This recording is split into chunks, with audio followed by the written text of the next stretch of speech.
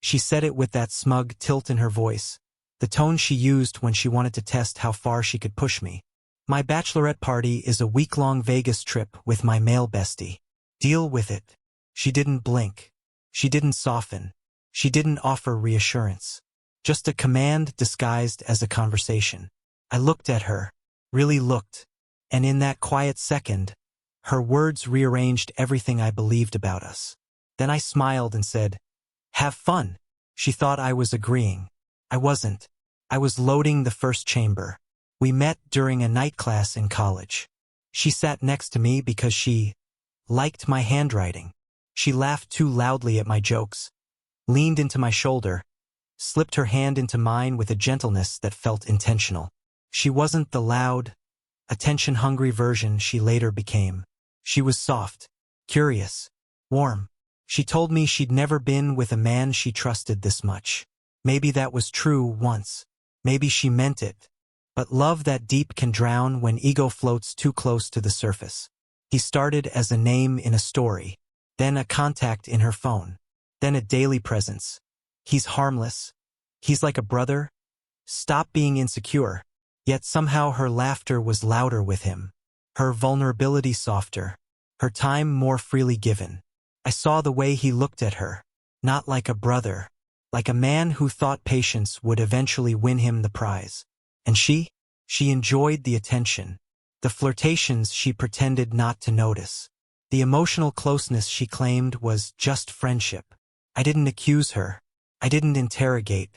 I observed. And I remembered. My bachelorette party is a week-long Vegas trip with my male bestie. Deal with it. A week, not a night, not a dinner, not a small get-together. A week. With him. Her eyes dared me to argue. She wanted a fight. She wanted drama she could weaponize. She wanted to paint me as controlling so she could be the victim. But I didn't give her the performance she rehearsed for.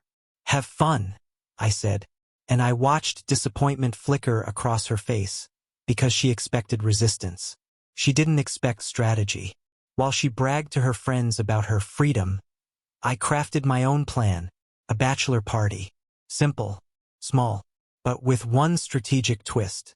I invited her male bestie's girlfriend, the one he conveniently never mentioned around my fiancée, the one he hid behind vague stories and private drama, the one he thought didn't know he was planning a Vegas friendship escape. She said yes immediately, with a smile that told me she'd been waiting for truth to expose him. I didn't tell my fiancé, didn't hint, didn't warn.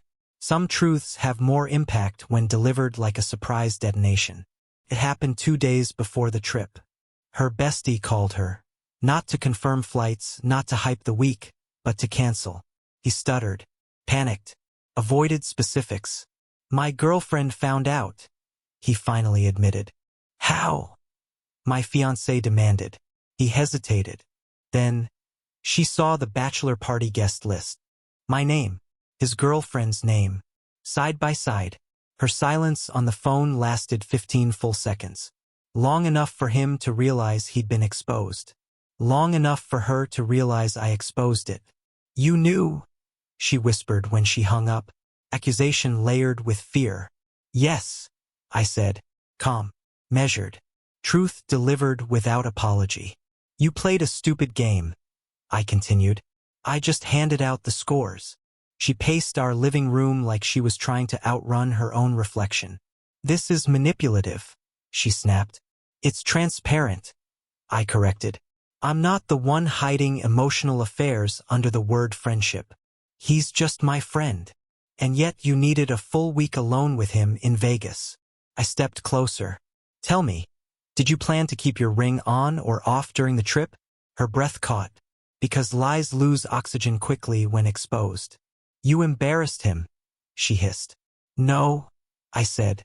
"He embarrassed you. I just let the truth walk through the front door." She sank onto the couch, head in her hands, mumbling half-formed excuses she didn't believe. And in her breaking posture, I found my decision.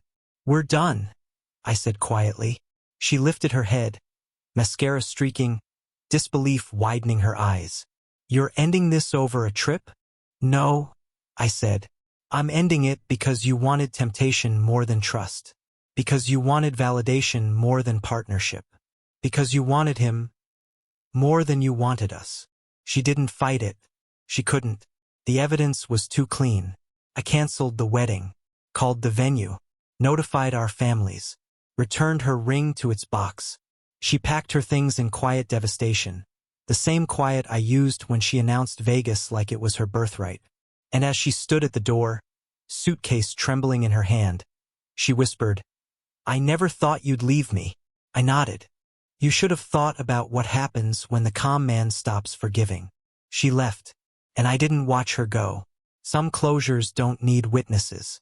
People like her think loyalty is unconditional. That devotion is automatic. That patience has no expiration date. But I learned something. You don't lose someone who gambles with love. You simply remove yourself from the table. She walked toward Vegas. I walked toward freedom.